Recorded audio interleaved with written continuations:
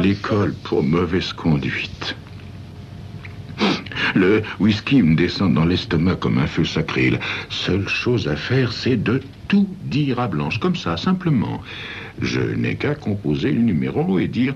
Blanche, tiens-toi bien, il va falloir nous serrer la ceinture. Laisser Alan faire son service et Wiki épouser son petit ami.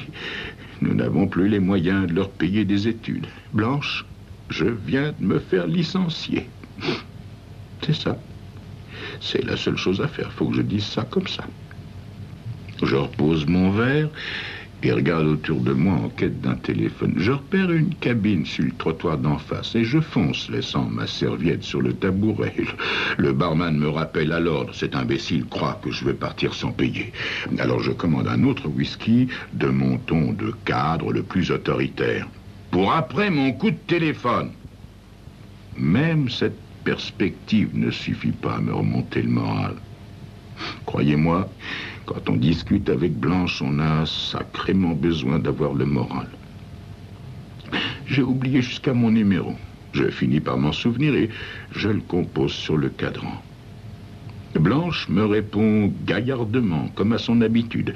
Elle a une façon d'entamer les débats par un « ça va, pas d'histoire, au fait !» Je me racle la gorge et je dis « Blanche, tiens-toi bien. »« Je me tiens toujours bien !» réplique-t-elle d'une voix qui coupe comme un hachoir. « Mais dépêche-toi, la réunion du comité m'attend. »« Blanche, il va falloir nous serrer la ceinture. »« Comment ça, nous serrer la ceinture ?» Clac. J'ai raccroché. Mais j'ai raccroché. Puis, une minute plus tard, environ, j'essaie de rappeler. Je laisse sonner 8 fois. Dans le vide. Alors je retourne au bar, ruminer quelques sombres pensées. Ma chère Blanche est une femme très occupée. Cheville ouvrière de notre localité, elle préside des comités, rédige des pétitions, s'occupe de toutes les campagnes et œuvres de charité possibles et imaginables. C'est une excellente mère pour notre fils Alan, passionné de graffiti, qui prend un malin plaisir à rater ses études, et pour notre fille Wiki, qui vit à Berkeley avec une espèce de clodo. Moi, Blanche ne m'écoute pas. Jamais. C'est son gros défaut. Elle ne m'écoute jamais. Le gars triste à l'autre bout du bar est parti. J'ai cette idée loufoque qu'il a vraiment plongé dans son verre et que le barman l'a fait disparaître avec l'eau en rinçant son verre. Après ce second whisky de la matinée, je me sens un peu pompette. Voyez, et très déprimé. Je veux bavarder avec le barman. Alors je lui demande, qu'est-ce que vous pensez d'un type qui s'est ruiné la santé pour la même maison pendant plus de 20 ans et qui, le jour où la boîte est rachetée, se fait balancer à coups de pied dans le derrière? Pas grand-chose, réplique le barman en se croisant les bras sans me regarder. Sans m'écouter non plus, d'ailleurs. J'insiste avec un bref topo sur les réductions de mon train de vie. Bof, me répond le barman en bâillant. Il est midi à présent. Au moment précis où l'aiguille passe le 12, la porte du bar s'ouvre d'un coup pour laisser entrer une flopée d'employés affamés. Le barman commence à s'agiter comme on renaît à la vie. Je laisse 2 billets sur le comptoir et ressors au soleil en emportant ma serviette. À présent, les rues sont pleines de salariés pressés de manger. Je leur emboîte le pas avec le sentiment d'être un étranger. Vous voyez, je me retrouve dans une queue qui défile devant le comptoir d'un self-service. Une petite dactylo, bien roulée d'ailleurs, se tient devant moi. Je pense que c'est une dactylo parce qu'elle ressemble à celle de ma boîte que je connaissais si bien il y a encore 1h30. Elle a l'air de chercher quelqu'un, se trémoussant dans la file pour regarder tantôt à gauche, tantôt à droite. Je lui souris, elle me sourit en retour. Vous attendez quelqu'un? Je demande. Oui, ma copine. Là, je souris intérieurement. Vous n'avez pas remarqué? Les jeunes filles attendent toujours une copine. Le truc classique, quoi. Mais qu'elle m'ait parlé est plutôt bon signe. C'est sûrement une fille gentille. Hein. J'entre en matière d'une façon abrupte. Il faut dire que la fille, à présent, avance vite. Moi aussi, vous savez, j'ai été employé. Elle me regarde d'un œil ahuri. Je continue. Oui, on m'a licencié ce matin, comme ça, dis-je en faisant claquer mes doigts. Ce qui n'est pas vraiment une réussite parce que j'ai jamais été très adroit de la main gauche et la main droite tient le plateau. Voyez-vous, ça faisait 20 ans que j'étais dans cette boîte et le nouveau directeur... Julia, je suis là! Crie ma dactylo, tandis qu'une autre petite, bien en chair, se propulse en avant. Dites, monsieur, est-ce que ça vous ennuierait de laisser passer ma copine? Nous n'avons qu'une heure pour déjeuner, vous savez. Me voici de nouveau sur la touche. Vous savez ce qu'on ressent dans des cas comme ça, inspecteur Mallory? On a véritablement l'impression de n'être rien. Rien du tout. Personne ne fait attention à vous. Personne ne vous écoute. 5 minutes plus tard, je suis de nouveau dans une cabine téléphonique.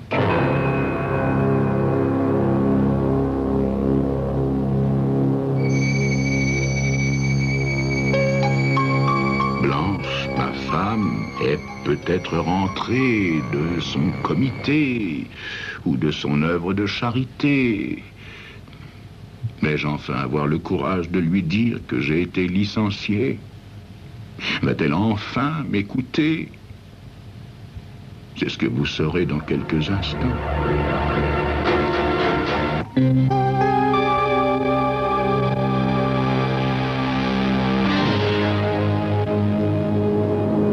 Oui, je vais rappeler ma femme, Blanche, ma chère épouse, qui m'a donné 2 beaux enfants. Un militant aux cheveux longs et une détraquée aux cheveux courts. Si je la supplie, j'obtiendrai bien d'elle un peu de manne charitable, pour peu que j'arrive à placer un mot dans la conversation, et surtout, pour peu qu'elle m'écoute. Après quelques tâtonnements, je compose le bon numéro. À Sunrise Hills, où chaque maison a au moins 3 salles de bain et une piscine à l'arrière, le téléphone sonne et ressonne. 11 fois en tout. Mais Blanche doit être sortie. En tous les cas, elle ne répond pas. Il est 1h30 de l'après-midi et je suis à présent sans emploi depuis 2h30. Une éternité. Des femmes, descendues en ville faire leurs courses, encombrent les trottoirs. Elles me font penser à Blanche, ma délicieuse épouse, avec leurs mentons tendus en avant, leurs mâchoires volontaires, se frayant un passage à travers la foule. Blanche, ma chère Blanche, mon doux, mon souriant rouleau compresseur de femme. Peut-être viendra-t-elle à mon secours, peut-être regonflera-t-elle encore une fois mon amour propre. Peut-être me rendra-t-elle ma dignité, pour l'instant au 15e sous-sol. Plaqué contre la vitrine d'un grand magasin où je me fais bousculer, je pense à Blanche et à sa foi à renverser les montagnes. C'est elle qui m'a poussé à aller toujours plus haut, toujours plus loin, jusqu'à ce poste de directeur. Elle me comprendra, elle m'encouragera. Elle a bien réussi à comprendre notre fils contestataire et notre fille totalement amorale. L'espoir revenu, je me redresse contre la glace. Il est 2 heures. Ça fait déjà 3 heures que je suis sans travail. Autour de moi, chacun va qu'à ses occupations. Je traverse en diagonale le large trottoir pour marcher près de la chaussée, toujours cramponné à ma serviette. Un peu plus loin, je trouve ce que je cherchais, une cabine téléphonique. J'entre et, après avoir repoussé le bâton, je compose mon numéro à toute vitesse. Mais, passé les 2 premiers chiffres, j'ai la tête aussi vide que ma fiche de paie. Le doigt engagé sur le 9, je suis incapable, totalement incapable de poursuivre. Finalement, je suis obligé de consulter l'annuaire. Mais la sonnerie résonne encore une fois dans le vide. Mais bon Dieu, est-ce que cette bonne femme ne pourrait pas de temps en temps rester un peu dans cette maison, dotée d'une piscine et de 3 belles salles de bain? Dans ma colère, j'ai oublié ma serviette. Je retourne sur mes pas, la récupérer. On dirait qu'elle contient des briques. J'ai le bras tout ankylosé de la porter. Alors je reviens sur mes pas, inspecteur Mallory. Il me semble que je retourne vers le parking où se trouve ma voiture. Je dis il me semble parce que je ne me le rappelle pas vraiment bien. À vrai dire, tout me paraît bizarre aujourd'hui, voyez-vous. Le monde est complètement renversé. Même le trottoir a un air penché, ce qui donne aussi un air penché aux immeubles, aux lumières, à tout. Tenez, ça me fait penser à cet endroit près de Santa Cruz où j'ai emmené Blanche et les gosses un jour quand je travaillais encore pour Have Co. C'est ça que je revois en marchant dans cette rue, voyez. Le lieu du mystère que ça s'appelait. Ça me fait une sensation effrayante au creux de l'estomac. Vous ne trouvez pas que le monde a changé, inspecteur Mallory? Non, je veux dire, les gens n'écoutent plus. Ils font plus attention à rien. Toujours est-il que je trouve un nouveau bar, ce qui tombe bien parce que j'ai vraiment besoin d'un verre. Je rencontre là une fille quelque peu éméchée à qui j'offre un verre et à qui je tente de raconter mes malheurs. Mais elle ne m'écoute pas. Non, tout ce qui l'intéresse, c'est de me raconter son histoire. Il a juré qu'il réglerait la question avec elle. Sa femme, je veux dire, hein. Il a dit qu'il lui dirait tout à propos de moi. Tu ferais bien, que je lui ai répondu. Tu feras bien de le faire aujourd'hui, sans ça. Pour ma part, moi, j'essaie d'expliquer. J'ai donné 20 années de ma vie à cette boîte. 20 années de mon existence. Je suis parti de rien, du bas de l'échelle. Elle me coupe la parole. Vous savez ce qu'il a dit? Il a dit... Ça a été les meilleurs jours de ma vie, Poulette. Mais parce qu'il m'appelait Poulette. Il n'a jamais appelé sa femme Poulette, ça c'est sûr. Je lève 2 doigts à l'adresse du barman. Il lève les sourcils et nous retire nos verres au moment où elle décrète « Une femme a besoin de sécurité. C'est ça dont elle a besoin. » Le barman pousse devant nous 2 autres verres, tandis que je réponds « Absolument, mademoiselle. » La sécurité. D'ailleurs, la sécurité, je croyais que je l'avais. Et puis, ce type, Mnam, m'a pris par les épaules et il m'a dit « Ralphie !» hurle la fille en sautant de son tabouret dans les bras d'un type du genre cadre grisonnant qui l'entraîne vers le restaurant. La salle du café penche, inspecteur Mallory, elle penche comme le trottoir tout à l'heure dehors. En tendant le cou, je vide mon verre, puis celui de Poulette. Je descends du tabouret et je me dirige vers la porte en tanguant un peu. Je me souviens de ma serviette juste au moment où je vais pour pousser le bâton. Alors, je fais demi-tour et repars la chercher. Ça tangue toujours. Enfin, je ressors dans le soleil à présent recouvert d'un épais brouillard. Il est 3h15 à ce moment-là. Juste 4h15 depuis le commencement. Je vous remercie vraiment d'écouter avec tant d'attention, inspecteur Mallory. Vraiment. Si seulement quelqu'un m'avait écouté plus tôt... Si seulement Blanche, ma femme, m'avait écouté. Ensuite, je marche dans une rue complètement inconnue jusqu'à ce que je tombe sur le parking de FC Co. Là, je trouve ma voiture, je balance ma lourde serviette dedans et je reste à récupérer comme ça, derrière le volant. Je reste là un bon moment, vous savez, un quart d'heure exactement, oui. Puis je mets en marche et je prends la direction de l'autoroute.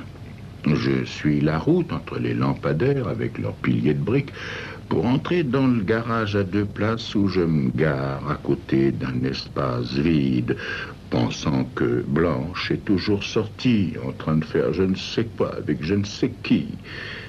Je consulte ma montre. Il est 4h30 à l'heure. 5h30 après mon exécution. Je soupire et je descends de voiture. Je fais le tour du garage et c'est là que Lila, notre gros Danois, me saute dessus. Je tombe sur le dos. Je sens son souffle chaud contre ma gorge pendant qu'il grogne. Oui, il faut que je vous dise, inspecteur Mallory, Lila ne m'a jamais beaucoup aimé. Remarquez, c'est réciproque, hein? Mais j'arrive à le calmer et à me dégager de ses énormes papates. Je me relève prudemment. D'abord sur les genoux et puis sur les pieds. Lila a atteint son but en montrant qui est le patron ici. Il s'éloigne entre-temps gaiement. Alors, je me souviens de ma serviette et encore tout secoué, je retourne en titubant vers le garage. Je prends ma serviette dans la voiture et je me rends toujours titubant dans la maison.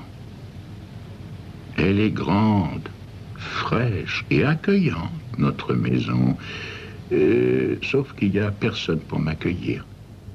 Alors, je vais vers le bas, lance ma lourde serviette dessus, elle atterrit avec un bruit mat. Je me verse du bourbon dans un grand verre, rajoute un glaçon et m'appuie contre le bar. Blanche arrive au bout du 3e verre. Il est 5h, c'est-à-dire 6h après mon renvoi de chez FC Co. J'entends le bruit de ses talons sur le carreau de l'entrée. Elle passe sur le tapis du living, puis de nouveau dans le petit vestibule et enfin dans la pièce où je me trouve. « Ah, tu es là ?» dit-elle sans me regarder. Je finis mon dernier bourbon et ma fesse sur le bar. Je commence à raconter. Blanche, il est arrivé quelque chose aujourd'hui. Ah, pour ça, oui, quelle journée. Non, Blanche, écoute-moi. Blanche, tu connais Benham, le nouveau directeur? Au lieu de me répondre, Blanche commence à me raconter son histoire. Non, écoute-moi, Blanche. Eh bien, Benham m'a appelé dans son bureau. Je m'y attendais pas du tout, Blanche, hein. J'y avais jamais pensé. Après 20 ans de bons et loyaux services, après l'avoir aidé à faire la fusion et tout, Blanche continue à parler sans m'écouter, sans me regarder. Il a dit que j'étais licencié, Blanche. Il a dit qu'on n'avait plus besoin de moi, Blanche. Après 20 ans... Blanche, écoute-moi, Blanche. J'essaie désespérément de me faire entendre, mais la pièce penche complètement, inspecteur Mallory, complètement. Comme les rues avant, comme le bar. Ça penche et puis ça se met à tourner. Quand tout se remet d'aplomb, finalement, je suis penché sur Blanche, qui gît, immobile comme la mort, sur le sol. Ses grands yeux bleus ouverts qui ne voient plus rien. Ma serviette à côté d'elle. Je me retourne et je traverse la pièce pour atteindre le téléphone. Je décroche le récepteur, Cette fois, j'ai pas de problème pour composer le numéro, inspecteur. Celui de la police s'affiche sur mon poste à côté de celui des pompiers, vous savez. Ils vont m'écouter, j'en suis sûr. J'en suis sûr. Et vous m'avez écouté, inspecteur Mallory. Vous m'avez écouté avec beaucoup d'attention, vraiment. Et je vous en remercie.